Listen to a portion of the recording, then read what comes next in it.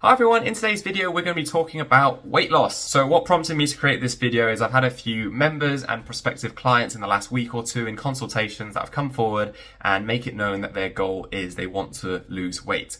Now let me first clarify by saying that weight loss is probably not your goal because this could come in the form of muscle, and we don't want to lose muscle, we want to lose fat.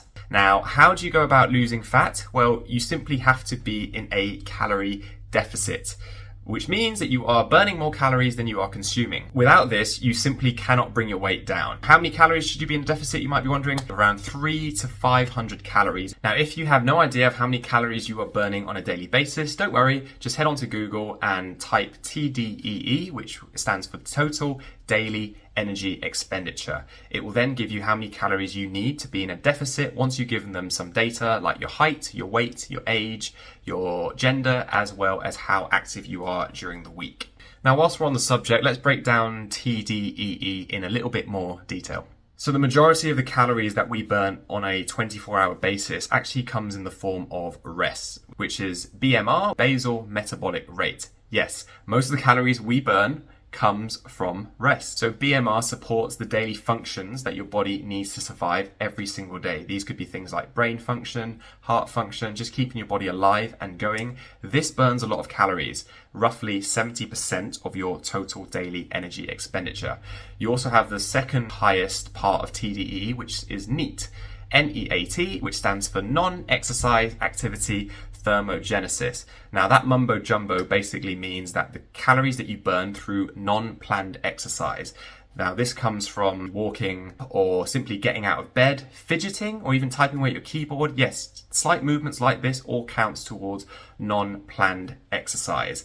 And this makes up roughly 15% of the calories that you burn on a daily basis. The third highest part of TDEE is TEF, which stands for the thermic effect of food. This is calories burned through the digestion of food.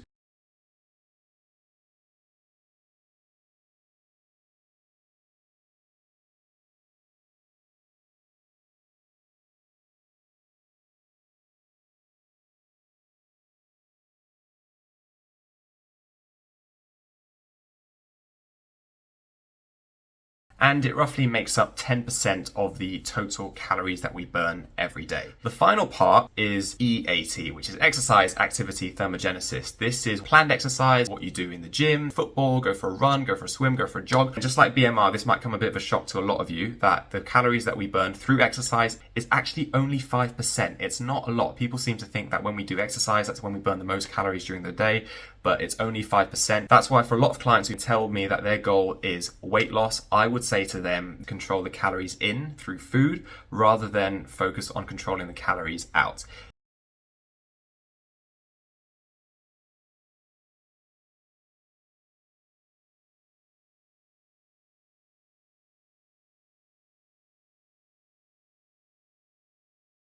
Whilst we're on the subject of diet, there are some things you can do to try and help with fat loss. The first thing, we already mentioned the calorie deficit, but the second most important thing would be to ensure protein intake is high.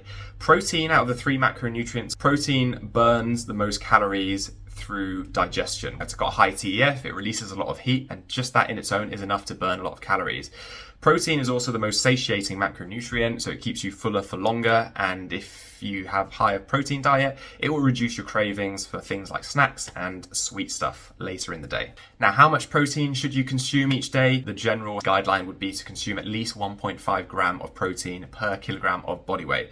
So for example, if you are 100 kilos, you would want to try and have at least 150 grams of protein. As this is 15%, the second highest, it's worth putting some focus onto this. So I recommend trying to get steps in each day, because if you think about it, the time that you spend in the gym or the time that you're working out, that is only a small percentage of your entire day. What you do outside the gym is arguably more important than what you do inside it. That's why I set my clients a high step count. If they've just started, 6,000 to 7,000 steps would be great, with the focus on trying to increase this to 10,000 steps a day. A lot of people underestimate the power of this. Calories burned during the day through little steps in, How you might increase your steps would be to, instead of driving everywhere, take a walk. You might want to park a little bit further away from the supermarket, so it gives you an opportunity to get some more steps in. Or you might want to take the dog out for a walk a little bit more often. Little things like that. All of these steps add up. Now, you don't need a fancy fitness tracker or a smartwatch. What you do need is a phone, because a lot of the phones these days will track your steps quite effectively. So those are my tips if your goal is indeed to lose fat. Now, other things that might help out, we've talked about protein, a macronutrient, we've talked about total calories, but other little things which will definitely go a long way with helping you stay healthy overall would be to have lots of fruits and vegetables in your diet. They contain plenty of vitamins and minerals, great for keeping your body functioning and operating properly. Also, if you can replace any kind of sugary snacks that you have with fruit, perhaps if you've got a sweet tooth. And again, don't completely restrict yourself on your diet. I would just simply reduce it. So I hope this video has helped you out. If you have any questions, be sure to leave them in the comment section and I will answer them. And yeah, I'll see you in the next video. Thank you.